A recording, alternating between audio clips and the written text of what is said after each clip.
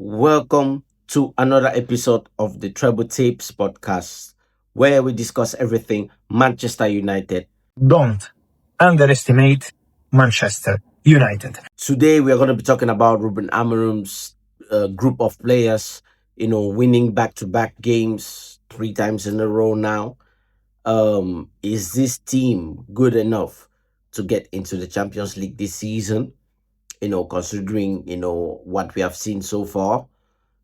And I'm going to be talking about the set pieces as well, making the rounds of the Premier League season. Now, before I do anything, please make sure you like, share, and subscribe because this helps the channel massively. And I'm available on Spotify. I'm going to be putting this on Amazon soon.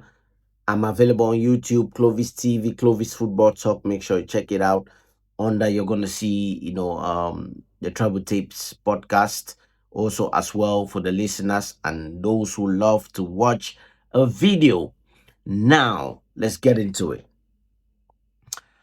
I mean, don't underestimate Manchester United. Definitely, this season, beating Brighton has been a good thing, right? And when Brighton has always been a bogey team, including Liverpool. This form, these players catching form right now, you know, came in a good time, right? We needed to get out of the hurdle of Liverpool always beating us at Anfield for 9 years plus. Finally, we got over the hurdle. The next one in line was Brighton. Like the game just fall literally in line. And these are games we would have easily lost had it been these players didn't catch form. Right? We have been poor for the past 1 year, finishing 15th, letting Spurs beating us in the Europa League final. Now, fast forward to now, seeing players like Brandon Mbumo and Cunha finally getting their form back, scoring goals, and letting Bruno Fernandes take the back seat and not be the focus and the backbone of Manchester United like he has always done for the past how many years. And watching this group of team really go to Brighton and who were at home actually at Old Trafford, beating them 4-2 was a great thing to see. And again, you can tell a lot of optimism from the Manchester United fans, a lot of players, being excited about the next game, talking about it on the post match. The fans, starting to believe. Me personally, I will slightly say I can see what the manager is doing, and I'm gonna give his praises when it's due because I will do that in this podcast. Talk about what he has done so far to change the narrative, right? I myself wanted him sacked. I will keep on saying it, but then I have to hold my hands up and say, for the past 3 games, very important 3 games, he has come out of it victorious. There is nothing negative I should be saying after watching not only performance but goals as well, right? Now let's get into it. Manchester United are in a position where we are currently what in the Premier League right now. Let me see. We are currently 6th in the Premier League, join points with Manchester City, which is 5th. So we are currently 5th mathematically, and we have won 3 and lost 2, right? Just 5 games. That's what I'm talking about. Now, when you look at it, I look at it carefully. You're gonna say, "Wow." I mean, had it been no, we have won 4 and lost 1. If you look at it in grand scheme of things, Um, when you look at this group of players you're talking about, how did they come about? Understanding what the manager is asking them to do, right? Now, Ruben Amorim's system, when you talk about the 3-4-3, it's not only just that, right? It it is fixed in such a way that in some games, you know, he plays a back five in some games, and make sure that there is a two in the midfield and there's three and one up front. Again, it depends on how he sees the game and how he wants to play. Now, when you talk about chemistry, this is what I've been asking for. And again, in another episode, I'm going to be mentioning Brian Mbumo and Amat in that right hand side. Absolutely terrifying teams right now. Teams coming up against Ahmad and Brian Mbumo are terrified because they are using the left foot, finding each other and making sure that Sesko get to the ball sometimes, or depending on whoever is playing up front, Cunha. You can clearly see that they're forming that bond, right, to get goals. Now on the left hand side with Cunha, Cunha is making himself available. He is coming right back, picking the ball and making sure that he dribble past one or two people and then shoots and score. That is what I'm looking for from this front three. Even when Sesko, yes, Sesko has scored some goals, but he's not in form yet. He's still catching up with the pace of the league and how it goes. And while the rest of the team is on form and trying to score goals, he's now catching on. It will help his confidence. It will help his morale around the team. Not everybody's not everybody looking at Sesko saying, "Hey, listen, you need to score some goals." Yes, he need to, but it's not as potent. It's not as focused as it should be. Again, this team is really, I'm going into teams right now, into fixtures right now, actually saying, listen, we're gonna win our game. I'm looking at the game against Forest, Nottingham Forest.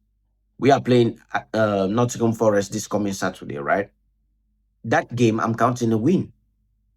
That's how far we have gone, to the point where I don't even care what the manager puts out. I just believe that whatever he puts out, the spine of the team should not change, regardless of who plays behind, in front, in the middle. No, the spine should not change. And the spine is, say, Shesko, Brandon Bumo, Cunha, Amat, Bruno Fernandes, Casemiro, Lenny Yoro, Delicht, St. Elements, of course.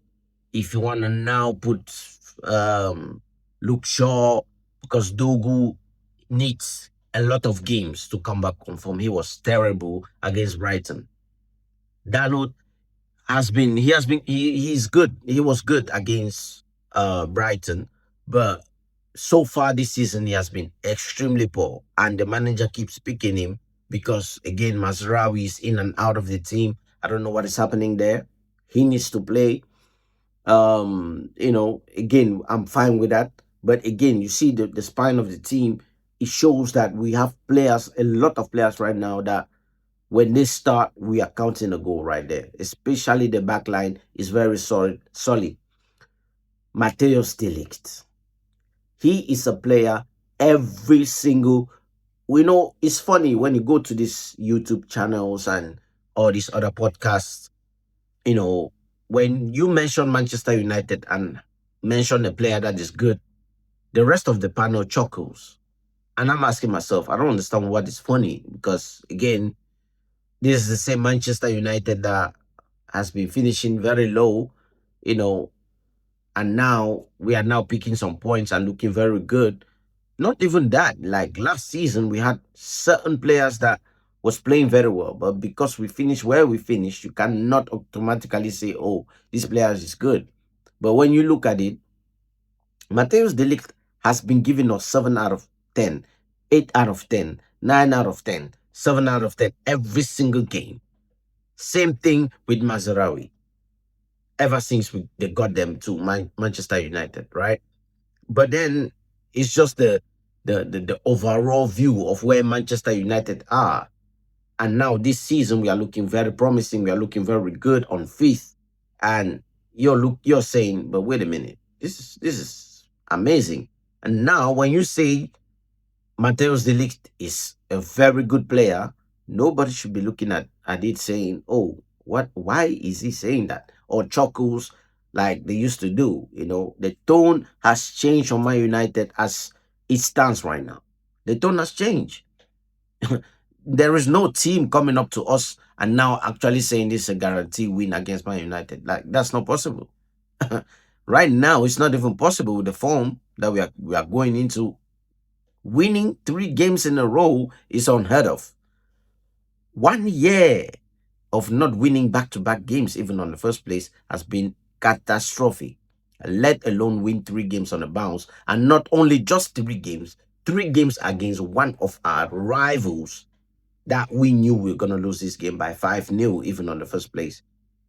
But then to see us go and beat them the way we did was massive. Was massive. 2-1 was just flattering, you know.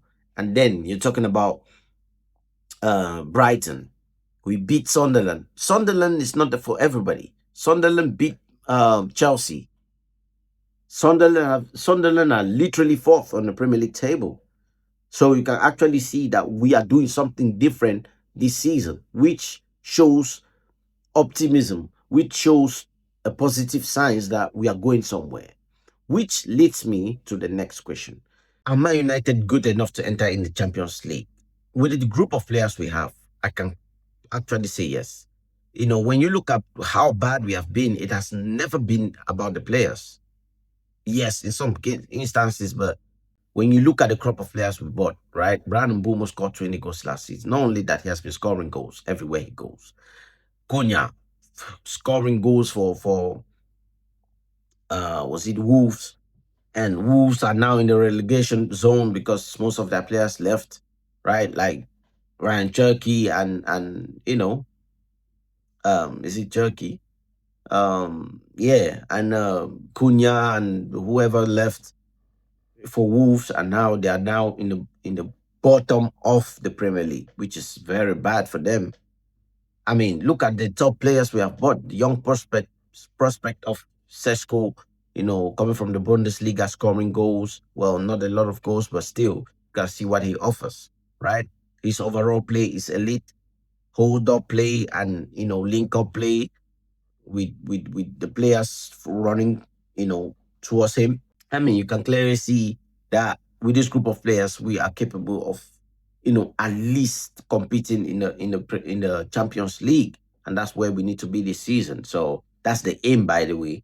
I've always said we should be finishing sixth or fifth. I mean, sixth, fifth, or fourth from what I've seen, and I've always maintained that.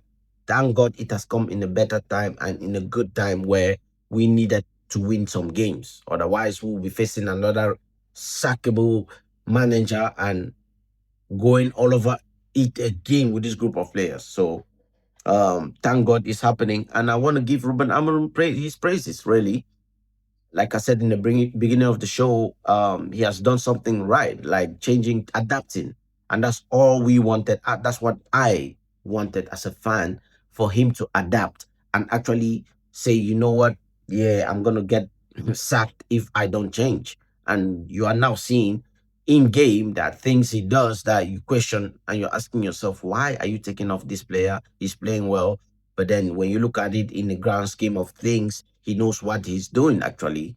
Casemiro getting out, stopping Casemiro out um against Brighton. Yeah, Casemiro played 70 minutes, which is good. And he was amazing, by the way. Casemiro this season, oh my God. He is incredible.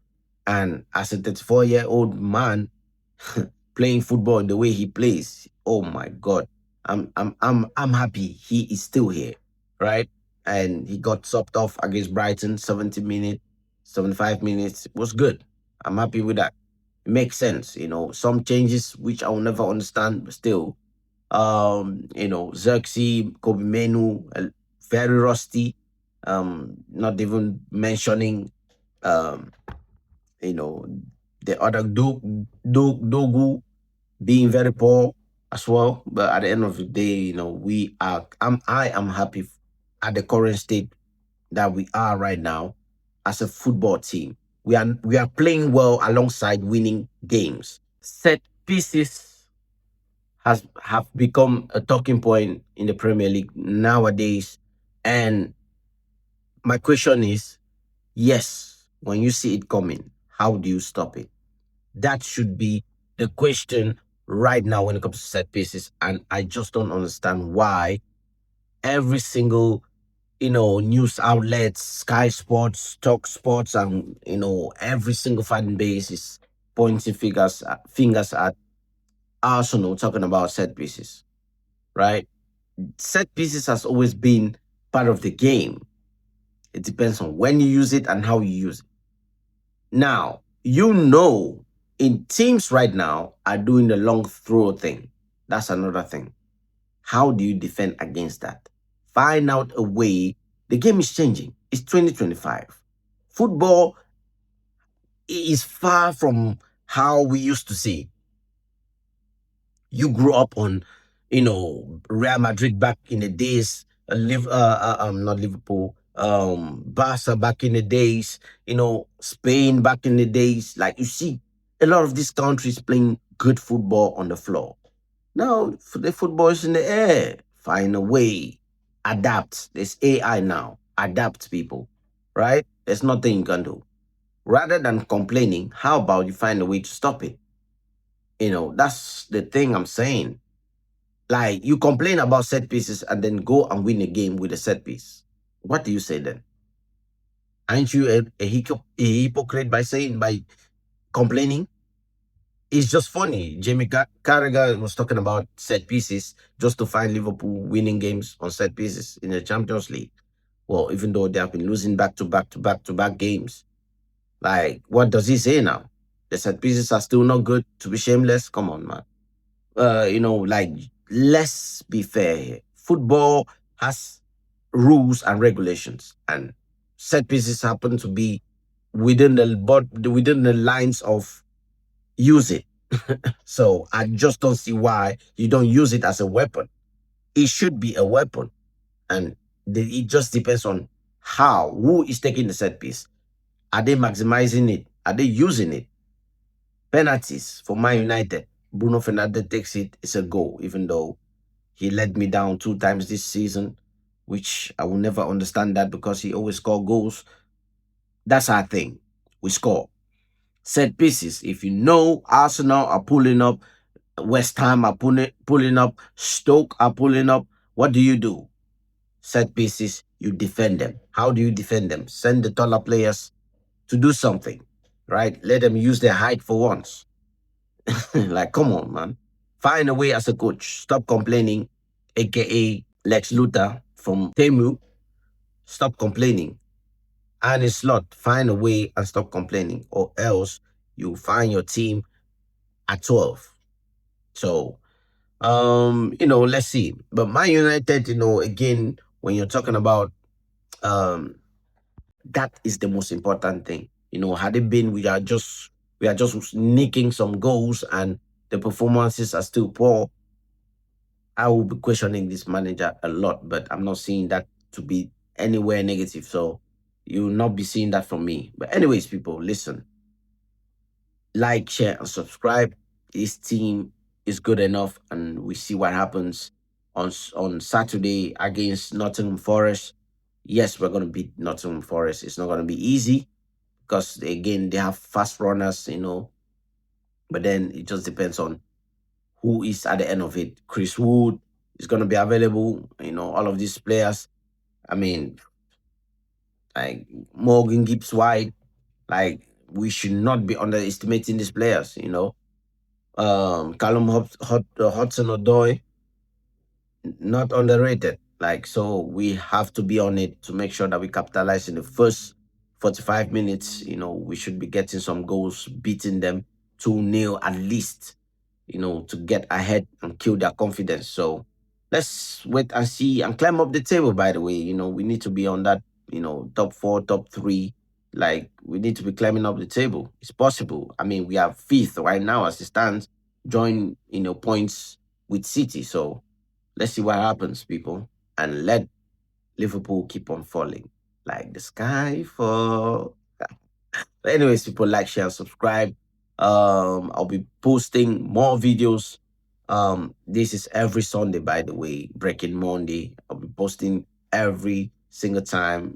This podcast, the Treble Tapes podcast, available on YouTube, Spotify, everywhere. So make sure you go check it out. And please follow me, share this video, tell your friends, and tell your friends, tell your friends. So please, let's grow, people. Peace.